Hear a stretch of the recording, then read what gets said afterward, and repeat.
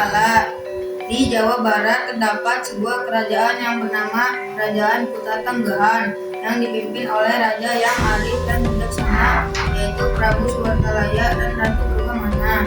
Rakyatnya hidup tenang, makmur, tentram, damai, dan sejahtera. Namun sayangnya Prabu Suwartalaya dan Ratu Purbamana belum dikaruniai seorang anak, sehingga ini menjadi kegelisahan sang Prabu Suwartalaya dan Ratu Purbamana. Sudahlah dia dan menangis terus, karena juga jadi bersedih. Dinda tidak akan bersedih karena sudah bertahun-tahun kita berumah tangga tapi belum dikaruniai seorang anak. Mohon izin Baginda untuk mengurangi kesedihan waktu, bagaimana Baginda dan Ratu mempunyai anak angkat? Tidak, aku tidak mau punya anak angkat. Iya penasehat, aku pun juga tidak setuju untuk mempunyai anak angkat. Ratu Purbamana masih terus menangis.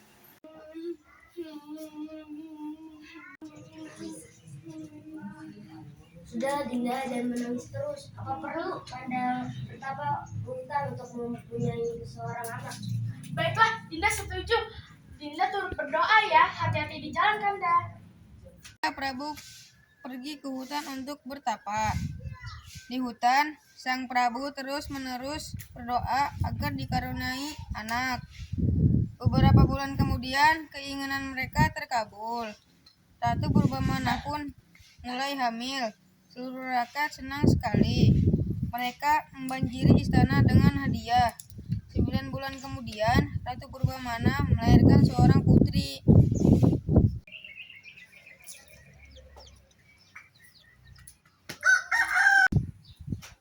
Dinda, anak kita cantik sekali ya dan lucu. Iya, Kanda, kita harus bersyukur akhirnya kita dikaruniai seorang anak. Bagaimana kita kasih nama anak Jamruk dulu? Dinda setuju saja, Kanda. Raja dan ratu sedang berbahagia. Datanglah penasehat kerajaan. Ampun Baginda, ini dari rakyat banyak hadiah untuk putri Baginda. Dan mereka sangat bersuka hati dan mereka mengucapkan selamat untuk kelahiran putri Baginda. Terima kasih penasehat. Tak hanya keluarga istana yang berbahagia, rakyat turut berbahagia mendengar kabar tersebut. Sayangnya Gilang Rukmini tidak diasuh secara baik oleh Prabu Suwartalaya dan Ratu Purbamana. Gilang pun tumbuh menjadi gadis yang manja dengan sifat-sifat yang kurang baik. Ia tak segan berkata kasar untuk mendapatkan apa yang diinginkannya. Walaupun begitu, baik Prabu Suwartalaya, Ratu Purbamana, dan rakyat sangat mencintainya. Hari berlalu, putri pun tumbuh menjadi gadis remaja tercantik di seluruh negeri.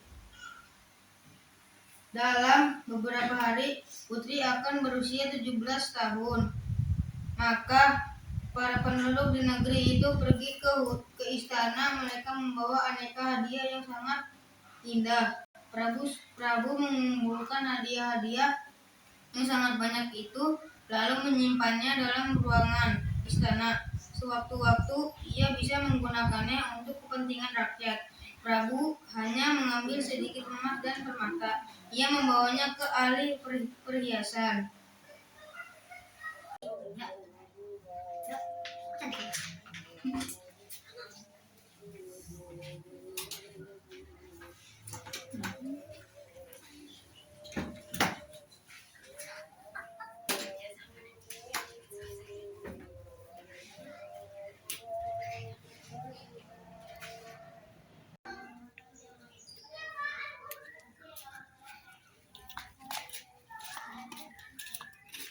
Pak, tolong buatkan kalung yang cantik untuk putri.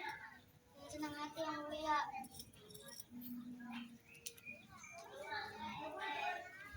Ahli perhiasan itu lalu bekerja dengan sebaik mungkin, dengan sepenuh hati. Ia ingin menciptakan kalung yang paling indah di dunia, karena ia sangat menyayangi putri raja.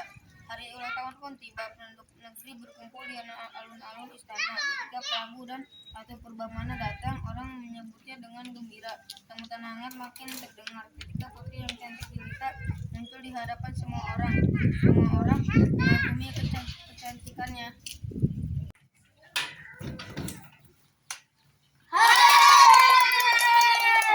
Raja dan Ratu telah datang. Wah, cantik sekali ya Putri Prabu Suwartalaya. Iya, aku jadi iri melihatnya.